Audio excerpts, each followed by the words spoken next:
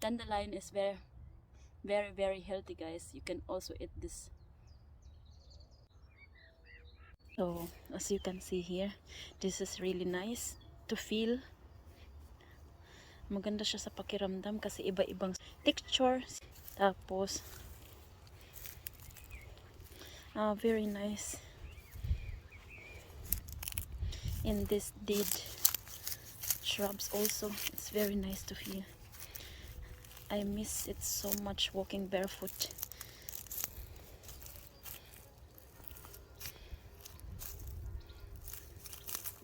Let's start doing our work. It's very nice. I really love it.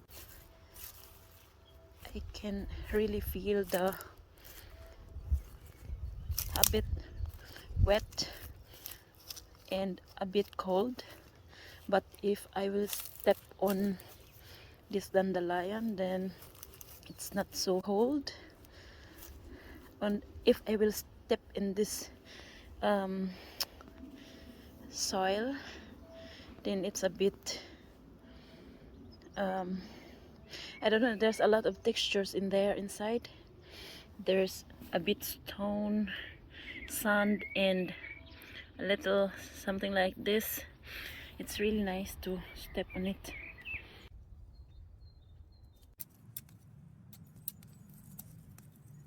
Let's start weeding. There is a lot more to do to prepare the area so that we can plant soon.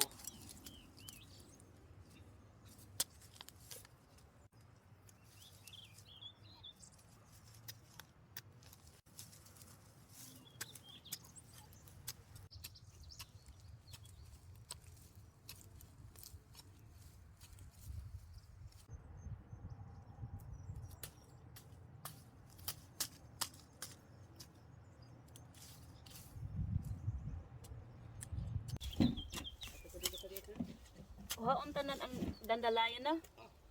Sus kadaghan. Hay tabang.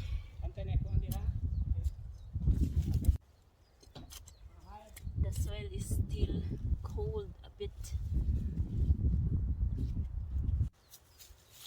I really miss doing this barefoot because the whole winter we always wear our shoes. So that's why if I can do barefoot, because it's just, I just have a feeling that I'm free. So, and now, kamuti, dili day. So it's really nice to go barefoot. And as we all know that barefoot is very healthy for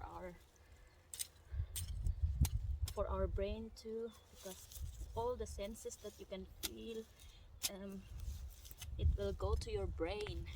Like for example, now I could feel that there is something cold in this wet soil, and different texture too.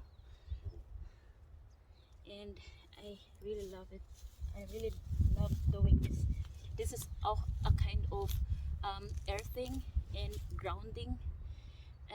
Just connect yourself to the nature and to our Mother Earth.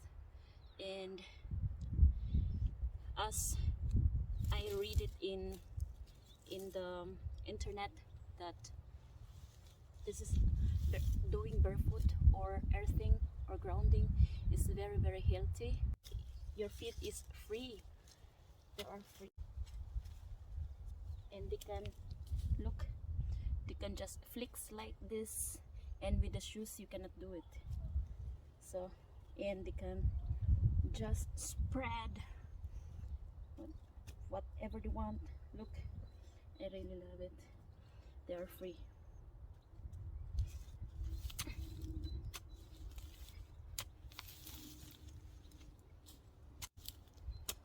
It's the right time to get this all weeds here.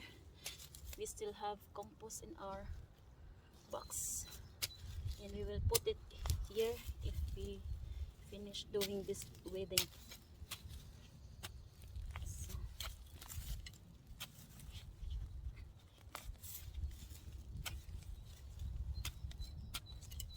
we have to plant other vegetables too. As you can see, we still have these vegetables. These are the vegetables in winter time and in fall, winter, and spring. That means we always harvest such kind of vegetables and like this too. But now we have to plant another vegetables. For example, onions or and many more, beans. So that's why we have to prepare this area.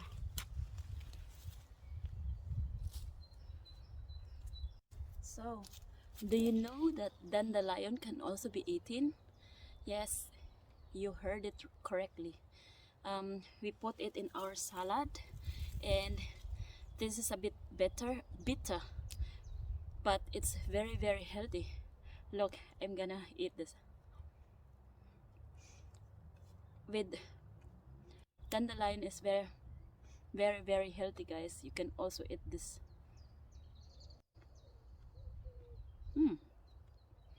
This is very nice if you can just cut it into pieces, small pieces, and put some vinegar and salt, pepper, and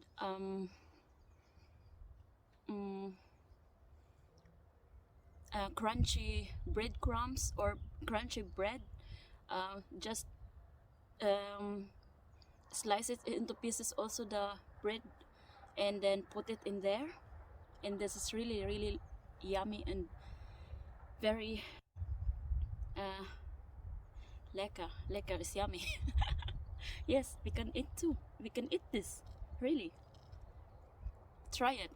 And this is, it has lots of vitamins and minerals, and very, very healthy for our health too. For our body. This is Schnittlauch, is it of German, but this is what we call green onions, I think so in English. We can also eat this, guys, without cooking it. We can put it in the soup, or everywhere in our pancit canton or pancit or rice. And yes, we can eat this, really. I'm gonna show this.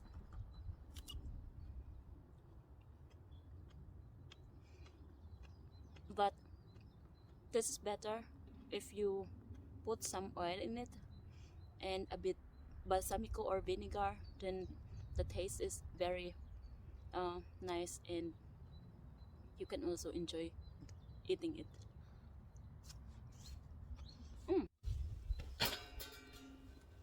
Look, I'm gonna, many people do know what this is.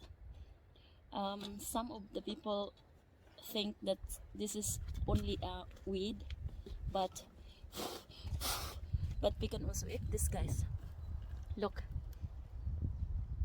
I'm gonna show you. This can be eaten too. Very healthy. Yeah. It's so lekker. Look.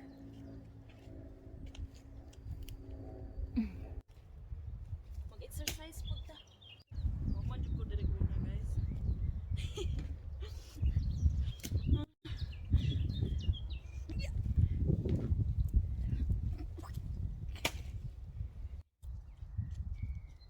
Barefoot? Barefoot, of course. Are you sure? Of course. I love doing this, and I miss doing it. Right? Excuse me.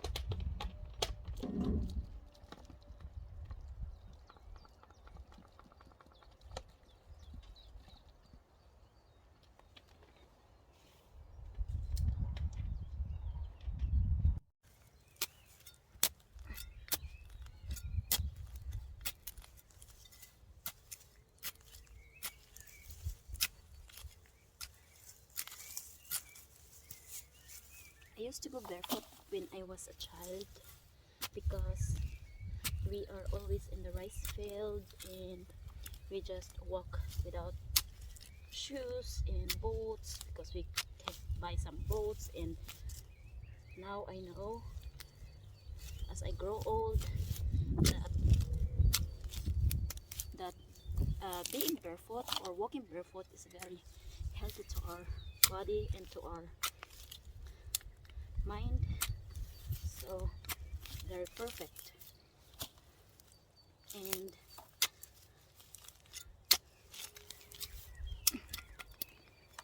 I love doing that because this is, I feel free. Look at my feet. I can just do like this always, or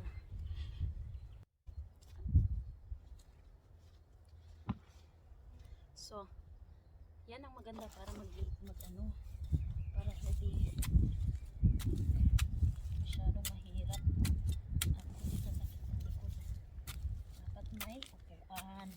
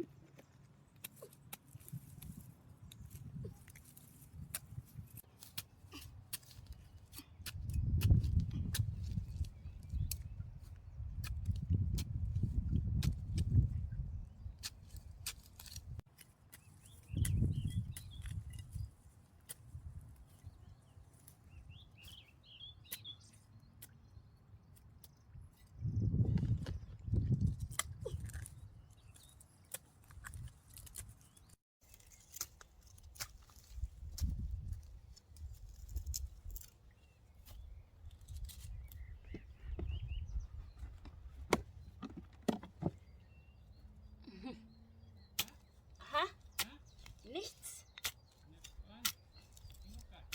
Yep. I love you. I love you, Carmelita.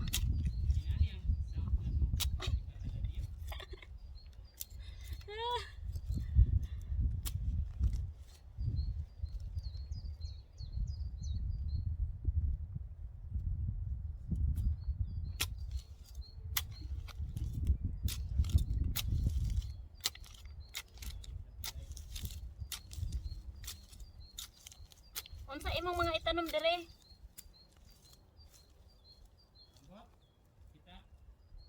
Squash? Will you plant? Yeah, itanom. Will you plant some squash? Zucchini? Zucchini sa kuan? Zucchini pud no? Zucchini, squash. Unsa pa? Beans. Unsa pa? Natay kamote. Natay kamote? Nay kamote? Pag sure oy. Mabuhi ba? Mabuhi ba? Asa man ang kamuting wa man lagi ka nagbuta nagkuan? Unsa? Balagtok.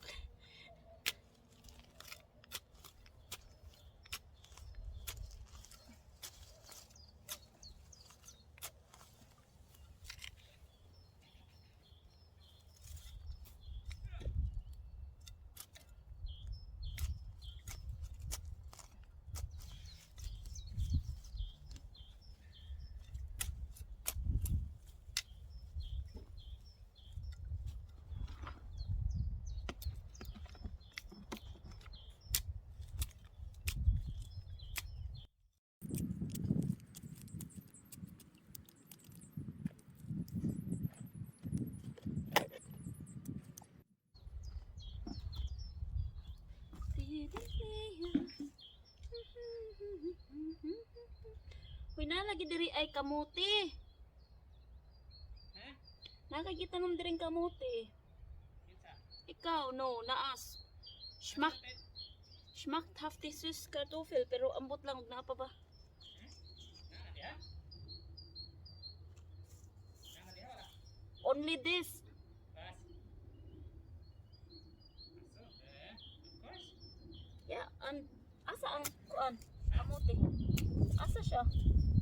Mamatay. Mamatay sa bugnaw. Agoy. Pilipin kamuti, mamatay sa bugnaw. Wala ka nasulti sa ako para pwede na ako isulot sa balay. Nakaon ko. Dili, ang iyang kuan raman, ang iyang stick kay para pwede na ako itanom sa kuan. Kung gusto pwede mo na siya mubuhi. Oh.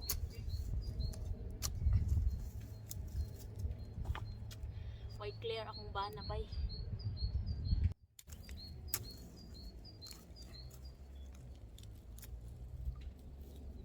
I like it when you call me señorita. Tanaw ha, mukhaong ko og sagbot. Kani siya. Sagbot ni siya dire. Gersh. Unsay gersh sa kan ay? Pero pwede siyang kainin.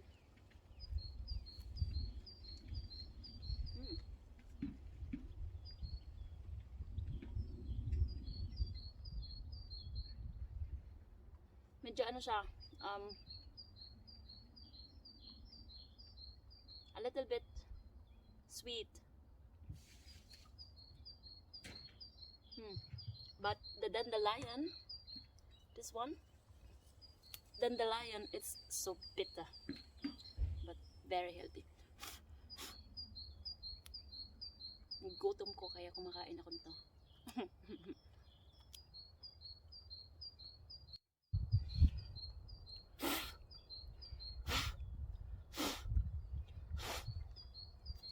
Kita nito.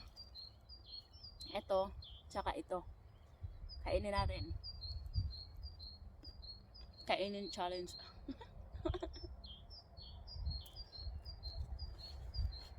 Very lekker. Very lekker.